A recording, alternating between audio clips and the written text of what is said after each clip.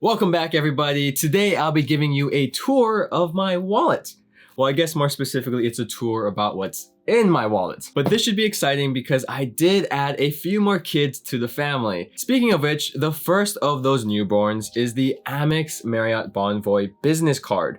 This is a $125 annual fee card, which to my understanding is the only Marriott business card available to new applicants right now. Chase has a Marriott business credit card, but it seems like you cannot apply for it at the time of recording. To be honest, you probably don't want this card unless you're going for at least one of these two things. The first one is its sign-up bonus. When I applied for this card, it had an elevated welcome bonus offer of 125,000 Marriott Bonvoy points. Marriott points are valued at 0.7 cents per point, so this sub is worth around $875. That is 50,000 more points than the usual sign-up bonus of just 75,000 Marriott points. That's around a $350 difference between the two offers. So if you want to easily score more Marriott points, sign up for this card. Except not right now because it's back down to its usual offer. Then the other reason why you would want the Amex Marriott business card is for its elite night credits. This card comes with 15 of them to be exact, which means if you are chasing platinum or titanium status with Marriott, you should probably look into getting this card. But Chase, what if you're chasing after Marriott gold status? Well, good question, but this card actually comes with automatic Marriott gold status on its own. However, if you're even remotely considering platinum status with Marriott, you want to listen to this. To achieve Marriott gold status, you need to stay 25 nights in a year with them.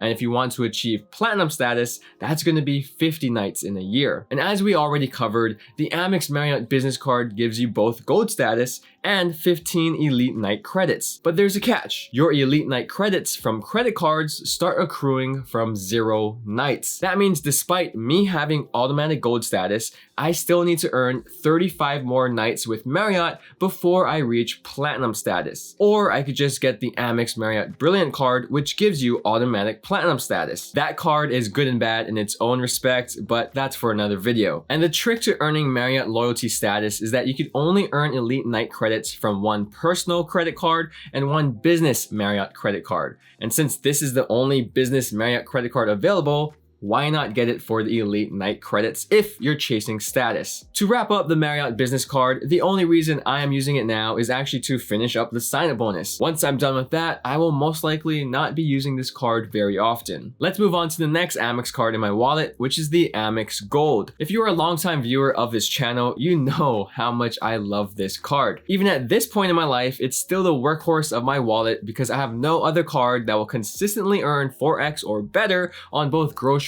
and dining. The only other card that comes close to this is the Chase Freedom Flex, which I will go into later. I'd say the only real issues of the Amex Gold that I've experienced are its high annual fee and its monthly credits. The Gold card is still a semi-premium card because it costs $250 a year, and it seems even more expensive when you realize that there are no annual fee cards that earn 3x back on the same categories. Like for example, the Capital One Saver one. For the Amex Gold, its saving grace is its monthly credits, although they are somewhat of a hassle to use. Sure, at its full potential, you have $240 worth of credits every year, but that's if you remember to use them. Personally, I have no problem using Uber Eats, Uber, and Grubhub every month, and that's not the case for everyone. If you live in a smaller city or town, you probably won't use those credits often. Or if you constantly are traveling abroad, you probably can't use those credits either because it only works within the United States. With all of that being said, if there's a point in my life where I have a harder time using these credits, I will have no problem canceling or downgrading my Amex Gold. But if there's one Amex card that I constantly find positive value with every year, it is my Amex Platinum. Fun fact, this is one of my earliest Amex cards ever. I even got this before my Amex Gold. The reason why I value this card so much is not because of the reward multipliers, but because of its benefits and credits. Don't get me wrong, I especially like earning 5x on flights, even when you book directly with the airlines. However, other than paying for flights, I barely charge anything on this card. For the most part, I'm only charging things to this card because I'm gonna get a credit for it. The most recent example is I bought a Roan workout shirt from Saks Fifth Avenue. The total came out to around 70 bucks, which is expensive for a shirt, but with the Saks credit, I only paid $20. And on top of that, I used Rakuten to get 15% cash back on my purchase. Then for the rest of my Platinum Cards credits, I also used the entertainment credit, Uber credit, and airline credit pretty easily every year. Only sometimes I make use of the hotel credit. That was just the first half of the Platinum Card. Arguably, the second half of this card is what gets me even more excited. This card comes alive for me when I am actually traveling. I use Clear, Global Entry, Priority Pass Lounge Access, Centurion Lounge Access, and the FHR benefits. Traveling is not the same without these benefits. Trust me, when you experience free global entry or TSA PreCheck and airport lounge access, you can't go back. And there are many other cards that give you those same basic traveling necessities for much cheaper. You don't need to get the Platinum Card just for those things. Actually, you shouldn't get the Platinum Card just for those things. Speaking of which, the Sapphire Reserve is looking more interesting nowadays with the recent update about Chase Sapphire Airport lounges. And as far as other Amex cards that I use, I really only have the Aspire card, which sees the light of day only a few times a year. My small gripe with that card is I'm paying $450 for a plastic card. What do you think this is? Plastic surgery? Why am I paying so much for a piece of plastic? But I can't complain too much because at the end of the day, I barely keep it in my wallet anyway. Going back to what I actually do keep in my wallet, we have another new addition to the group. This is the Chase Inc. Business Cash. As you might have guessed, I got this card recently because of the huge elevated 90,000 point offer that Chase had. For me, it was a no-brainer because I wanted this card anyway to earn 2% on gas purchases and 5% at office supply stores and on internet, cable, and phone services. On top of that, it's a no annual fee card. Currently, this is my go-to gas card, especially since I fill up at Costco, which only accepts Visa. This brings me to my next credit card, which is also a Visa and also a Chase business card.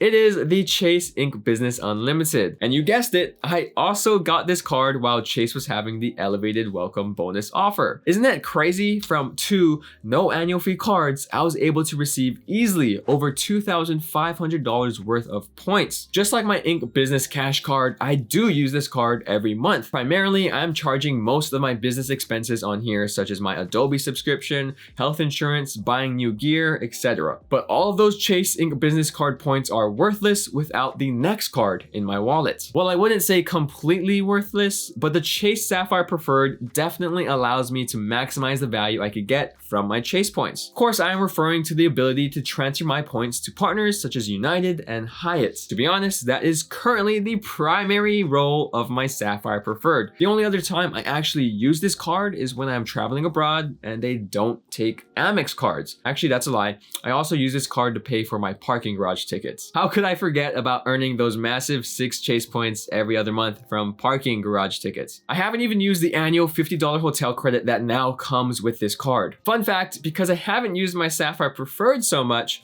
I've actually considered upgrading to the Sapphire Reserve. The only problem with that is I still have to wait another year and a half or so before I'm eligible for another Sapphire sign-up bonus. That's because of the Sapphire 48-month rule. So I guess I have some time to think about my decision. Then the next cards in my wallet officially complete the Chase personal card trifecta. Because what's the point of a Sapphire card without having a trifecta to top it off? It's like having a king without a queen or cereal without milk, except cereal really does belong without milk. Right? Anyways, that's why I have the Chase Freedom Unlimited. This is my personal catch-all card. If there's a transaction that doesn't earn more than 2x points, it's going on this card. The only difference between my Freedom Unlimited and Business Unlimited is that I use them for separate personal and business expenses. At the end of the day, they both earn the exact same amount of points, so that's basically the only reason why I justify having both of them at the same time. Also, I couldn't pass up that 90K sign-up bonus offer. But the last card in my Chase trifecta is a lot easier to justify keeping around.